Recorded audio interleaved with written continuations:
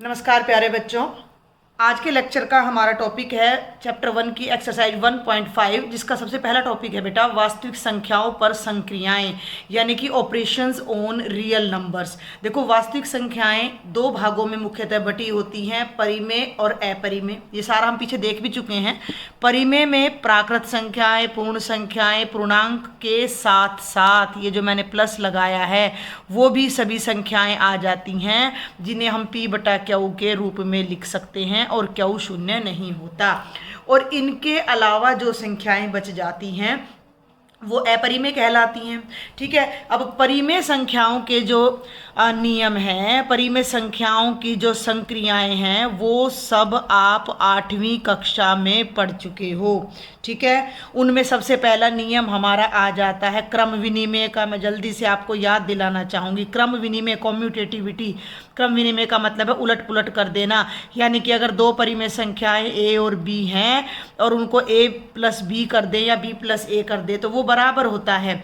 दूसरा नियम होता है हमारा साहचर्यता का नियम, जिसे हम इंग्लिश में एसोसिएटिविटी कहते हैं, कि अगर तीन परिमेय संख्याएं a b c हैं हमारे पास तो उनको हम किसी भी क्रम में जोड़ सकते हैं। जमा के नियम बता रही हूँ मैं। ये a जमा b जमा c करो, या पहले b और c को जोड़कर उसके अंदर a को ऐड कर दो। ठीक है। तीसरा नियम हमने देखा था बंटन का। बंटन का क्या है कि अगर a b c तीन परिमेय संख्या है तो a(b जमा c क्या होता है कि भाई पहले b और c को जोड़ के a से गुणा करो, या पहले a को b से गुणा कर दो, a को c से गुणा कर दो और जोड़ दो। तो ये तीनों नियम हम अपनी 8वीं कक्षा में कर चुके हैं कि ये परिमेय संख्याओं पर लागू होते हैं। अच्छा, इनमें घटा के लिए लागू नहीं होता है ये नियम, गुणा के लिए लागू होता है, भाग के लिए नहीं होता है। तो वो सारी बातें हम पिछली कक्षा में पढ़ चुके हैं। अब हमारा मुख्य फोकस किस चीज़ पर है? अब हमारा मुख्य फोकस है बेटा जी अपरिमेय संख्याओं पर।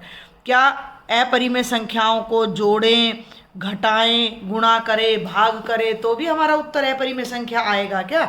वो अब हमने यहाँ पर देखना है। ठीक है। जैसे अपरिमेय संख्या में आपको सबसे पहले तो अभी आप 9वीं कक्षा में हो तो मैंने आपको जो मुख्य दो बातें बताई हैं आपको याद होंगी कि अपरिमेय संख्या की क्या पहचान होती है कि उसे p/q के रूप में व्यक्त नहीं किया जा सकता, पूर्णांकों की भाग के रूप में। और सभी अभाज्य संख्याओं के जो वर्गमूल होते हैं वो सभी अपरिमेय होते हैं। ठीक है। ये अपरिमेय है। अब मान लीजिए कि मैं वर्गमूल 2 में से वर्गमूल 2 घटा दूं तो समान राशियां आ गई, 0 आ गया। 0 का मतलब 0/1 और ये क्या आ गया? परिमेय आ गया। जबकि मैंने क्या किया था कि अपरिमेय घटा अपरिमेय मैंने आपको करके दिखाया, लेकिन परिमेय आ गया।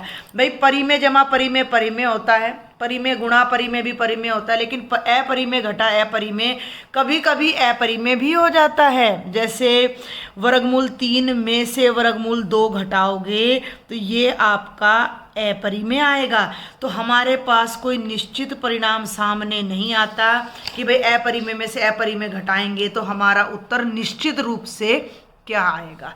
ऐसे ही जब मैं बात करती हूँ इनकी गुणा की, भाई वर्गमूल 3 को वर्गमूल 2 से गुणा करो तो वर्गमूल 6 आएगा, यानी कि बेटा जी अपरिमेय गुणा अपरिमेय अपरिमेय हो गया। लेकिन जब मैं वर्गमूल 3 को वर्गमूल 3 से गुणा करती हूँ तो वर्गमूल 9 आएगा, जो कि 3 बन गया। और 3 हम सबको पता है कैसी संख्या होती है? परिमेय संख्या होती है। तो ये बात एक तो आप अपने माइंड में क्लियर कर लें कि अपरिमेय घटा अपरिमेय और अपरिमेय गुणा अपरिमेय, अपरिमेय भाग अपरिमेय या अपरिमेय में जमा अपरिमेय करने पर निश्चित रूप से अपरिमेय संख्या नहीं आएगी। ठीक है।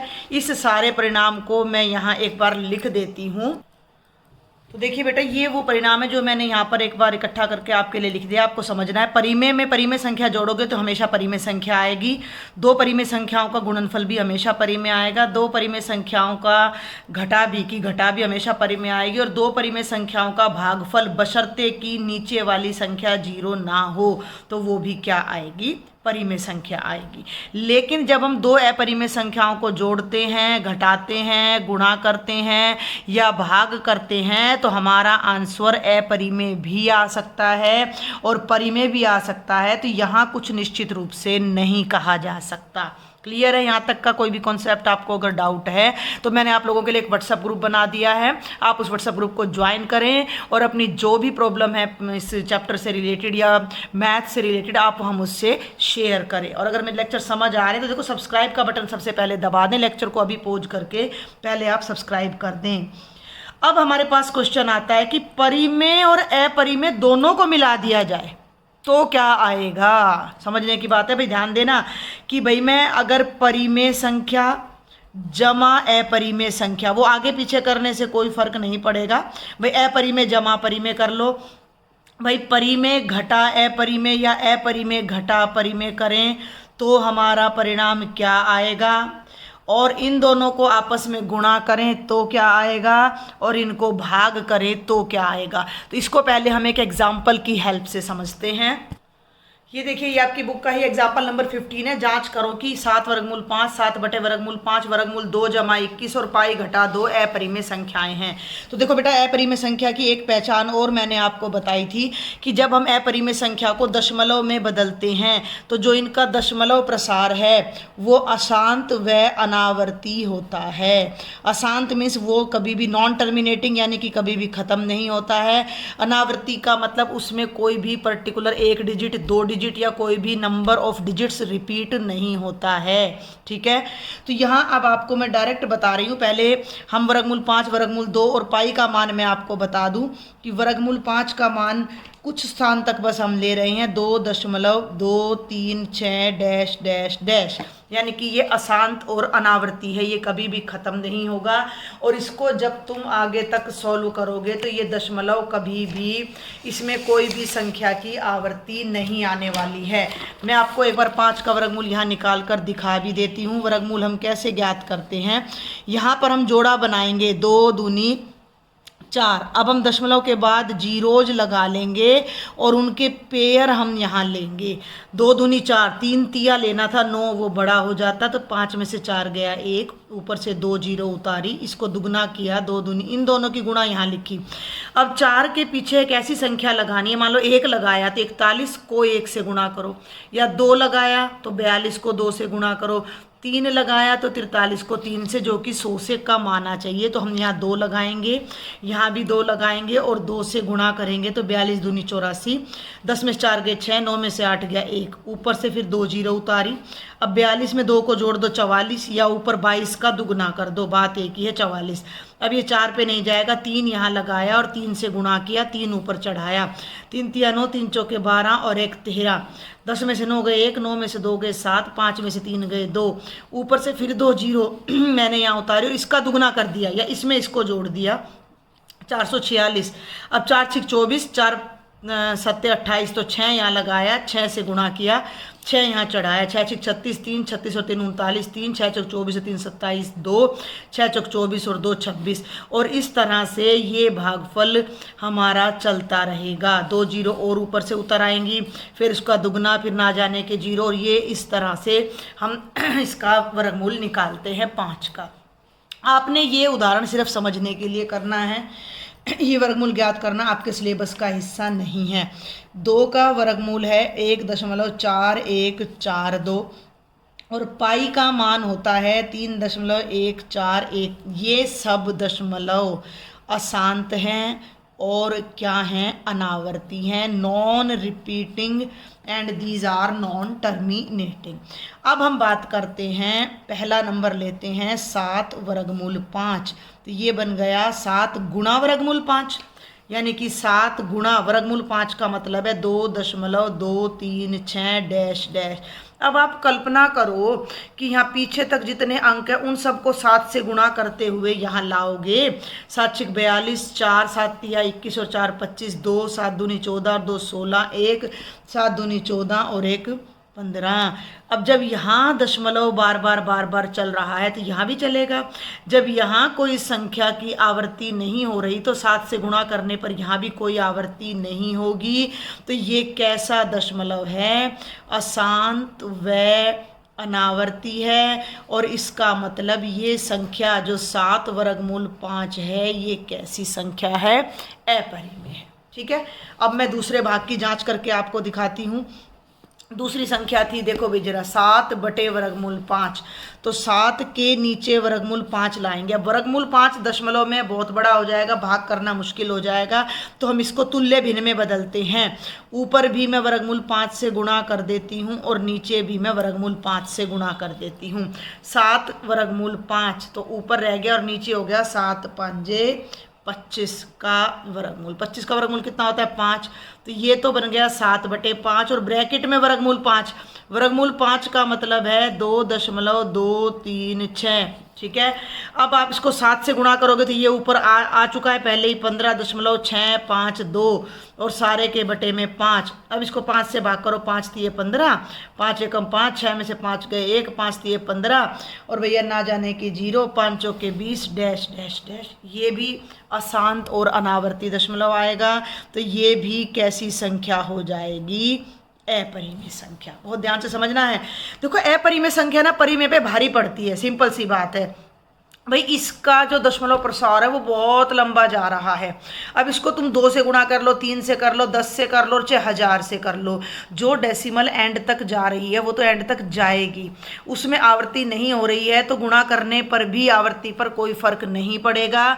तो ये अपरिमेय संख्या परिमेय के साथ गुणा होके उसको भी अपरिमेय बना देती है, भाग होके भी अपरिमेय बना देती है और जुड़ के और घटा होके भी ये इसको अपरिमेय ही बनाएगी। ये देखो वर्गमूल 2 = 21। वर्गमूल 2 की वैल्यू अभी मैंने यहाँ बताई आपको, 1.4142 dash dash dash, 1.4142 dash dash dash में 21 जोड़ रहा है। कैसे जोड़ते हो भाई? 1.4142 डैश डैश डैश ऊपर लिखेंगे। 21 का मतलब है 21.0000। ऐसे जुड़ेगा, ऐसे ही जुड़ेगा ना, छोटे बच्चे ऐसे ही जोड़ते हैं। 24142 ये बन गया 22.4142 डैश डैश डैश। वही अशांत और अनावर्ती, वही अशांत और अनावर्ती। तो ये हमारी कैसी संख्या बन गई? अपरिमेय संख्या बन गई। समझ आ रही है बात आपको? और अब हम चौथे और लास्ट पार्ट पर आते हैं, π-2। पाई अपरिमेय संख्या है जिसका मान है 3.1415 डैश डैश डैश घटा 2। इसमें से 2 को घटाना है। देखो बेटा, जो ये एग्जाम्पल हम कर रहे हैं वो केवल एक एग्जाम्पल मात्र है। इस तरह की हजारों संख्याएं हम ऐसे जमा घटा करके चेक कर सकते हैं। जब हम यहाँ घटा करेंगे तो देखो इसमें तो पता नहीं क्या आएगा, लेकिन 0 है, 0 है। तो जो ये संख्याएं यहाँ थी, मेरी बात को सुनो, 2.000, तो जो संख्या ऊपर थी वही नीचे आ गई। 5 में से 0 गया, 5, 1, 4, 1, 1, यानी कि ये फिर अशांत और अनावर्ती। तो ये फिर से हमारी क्या हो जाती है? अपरिमेय। तो इस उदाहरण को मैंने बहुत अच्छे से समझाने की कोशिश की है कि जब एक परिमेय और अपरिमेय को गुणा करो, अपरिमेय, भाग करो अपरिमेय, जोड़ो या घटा करो तो भी अपरिमेय संख्या मिलती है।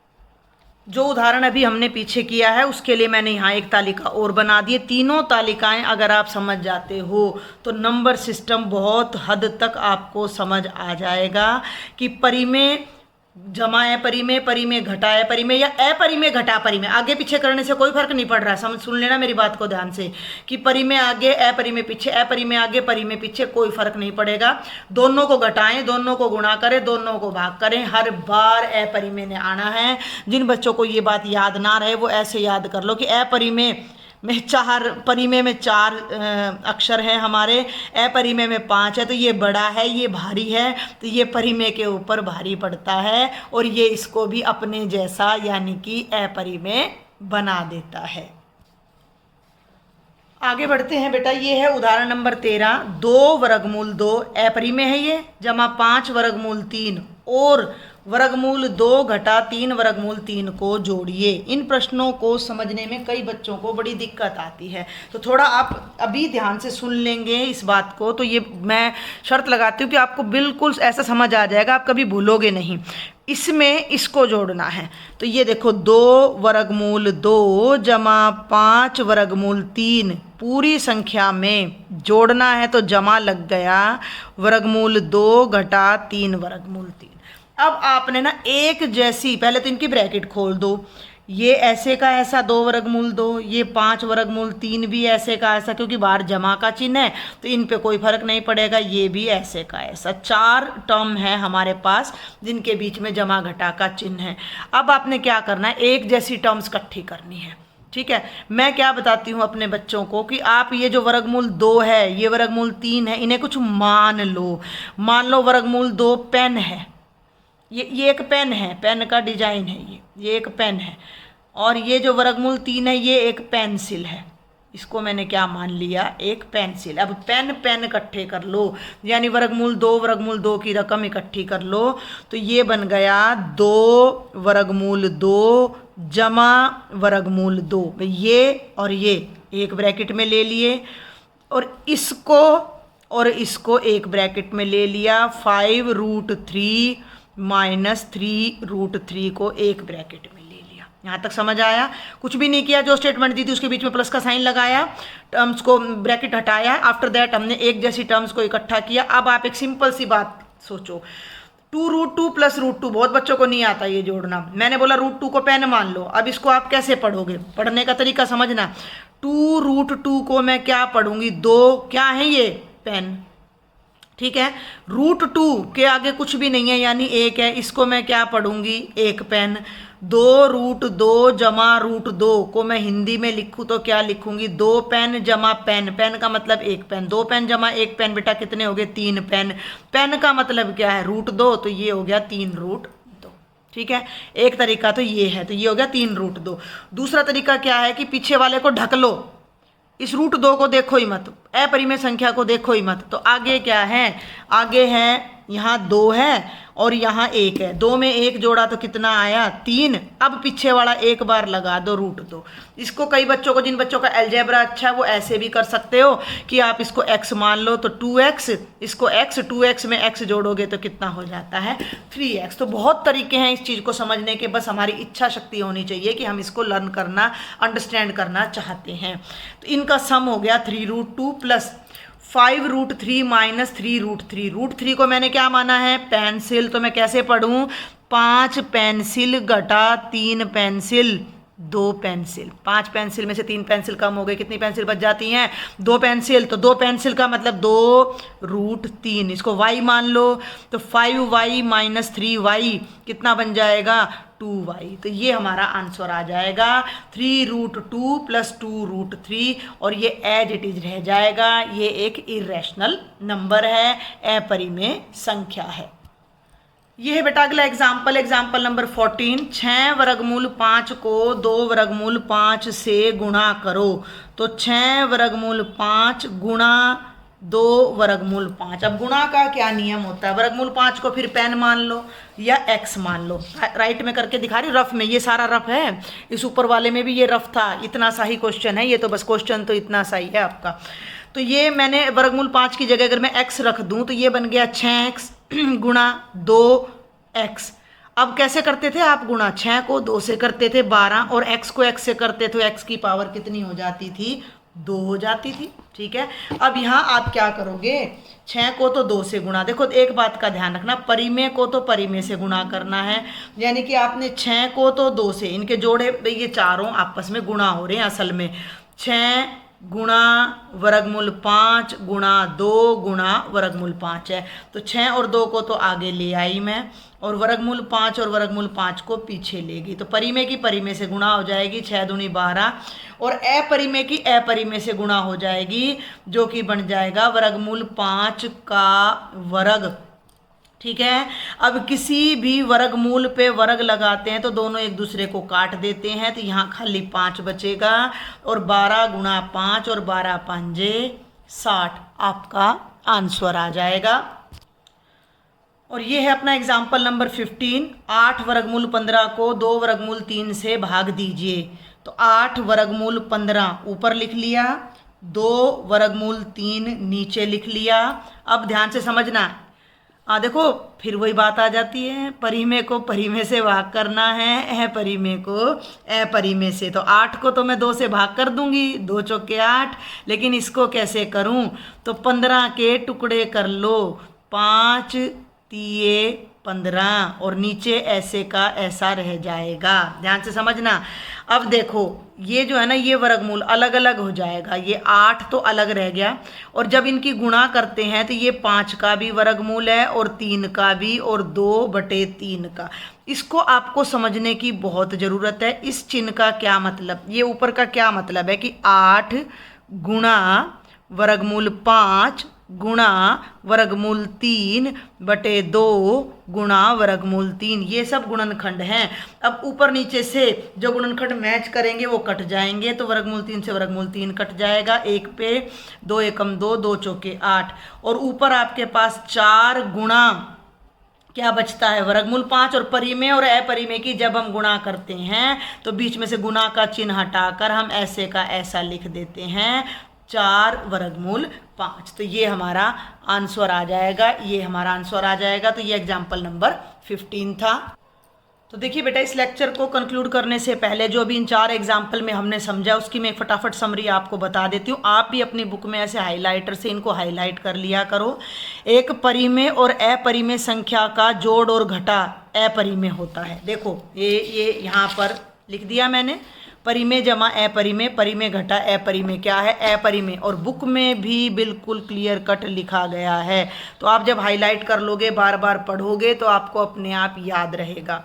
अपरिमेय संख्या के साथ शून्येतर, शून्येतर माने नॉन जीरो, यानी जीरो को छोड़कर किसी भी परिमेय संख्या को अपरिमेय संख्या से गुणा या भाग करो तो वो अपरिमेय ही होता है। और यही बात मैंने यहाँ लिखी है। हाँ, ये जरूर ध्यान रख लेना कि ये भी जीरो नहीं होना चाहिए, क्योंकि जीरो को अपरिमेय से गुणा करोगे तो जीरो आएगा, और जीरो तो हमारा क्या होता है, परिमेय। तो इसमें दोनों केसेज में, इसके दोनों केसेज में जो हमारी परिमेय संख्या है वो क्या होनी चाहिए, नॉन जीरो होनी चाहिए। और यदि ये तो हो गया परिमेय अपरिमेय, परिमेय अपरिमेय की जमा घटा गुणा भाग। यदि हम दो अपरिमेय संख्याओं, केवल अपरिमेय संख्याओं, देखो ये बता रखा मैंने, उनको जोड़ें, घटाएं, गुणा करें या भाग दें तो परिणाम परिमेय या अपरिमेय कुछ भी हो सकता है। और वो चीज़ मैंने आपको यहाँ टेबल की फॉर्म में पहले ही बता दी है। तो बेटा आज के लेक्चर को मैं यहीं कंक्लूड करती हूँ। आप इसे छोटा समझकर इग्नोर नहीं करेंगे, बहुत इंपॉर्टेंट बातें हमने इसमें डिस्कस की हैं। और अगर ये बातें आपको समझ आ जाती हैं तो नंबर सिस्टम का मैं कह रही हूँ बहुत बड़ा पार्ट आपको क्लियर हो जाएगा। किसी भी डाउट के लिए आप मेरे व्हाट्सएप ग्रुप को ज्वाइन करो, कमेंट बॉक्स में आप मुझे राइट करो, and if you like my lectures then subscribe my channel and share with all your friends and classmates. Thank you.